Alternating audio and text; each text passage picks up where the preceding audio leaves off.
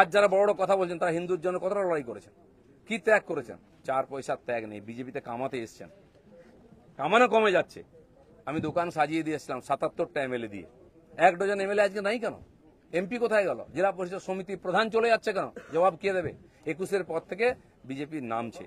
19 সালে BJP 41% vote পেয়েছিল এবং আজ অনেক নেতা আমাদের পার্টিতে তার বিরুদ্ধে লড়াই করে আমরা পার্টিকে বাড়িয়েছিলাম।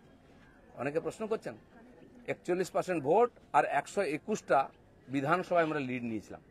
5 বছর পরে 24 সালের ইলেকশনে সেই ভোট 39% নেমেছে আর 91টা বিধানসভায় আমরা লিড পেয়েছি। পার্টি এগোচ্ছে না পিছোচ্ছে? আমরা হার জিততে ভুলে গেছি 21 সালের পরে। প্রশ্ন করুন, পাবলিক প্রশ্ন করছে। দিলীপ ঘোষের এটাই প্রশ্ন আছে। যারা আমাকে প্রশ্ন করছেন আমি তাদের দিকে প্রশ্ন করছি। আপনারা তো নীতি শেখাচ্ছেন, রাজনীতি শেখাচ্ছেন, হিন্দুত্ব শেখাচ্ছেন, কি দিয়েছেন সমাজকে? কেন পার্টি নেমে গেছে? 250 লোকের প্রাণের বিনিময়ে যে পার্টি দাঁড় করিয়েছিলাম সে পার্টি কোথায় আজকে? কেন হারছি আমরা? কেন লোকে ছিচিৎকার করছে? আর এই দালালরা যেদিন থেকে পার্টিতে এসছে বিজেপির গন্ধও চলে গেছে, বিজেপির স্বাদও চলে গেছে। লোক বিজেপির ভরসা করতে পারছে না। তাই ভরসা ফিরিয়ে আনার জন্য লড়াই করুন, নাটক করবেন না। রক্ত দিয়েছি আমরা, ঘাম দিয়েছি, তারপরে মানুষের বিশ্বাস জিতেছি, মানুষের আশীর্বাদ জিতেছি। দিলীপ ঘোষের তো লড়াই জারি আছে। আপনারা ঠিক করুন কে কোন পার্টি থেকে লড়াই করবেন। দিলীপ ঘোষ পার্টি পাল্টাতে আসেনি, পশ্চিমবাংলাকে পাল্টাতে এসেছে। ধন্যবাদ সবাইকে।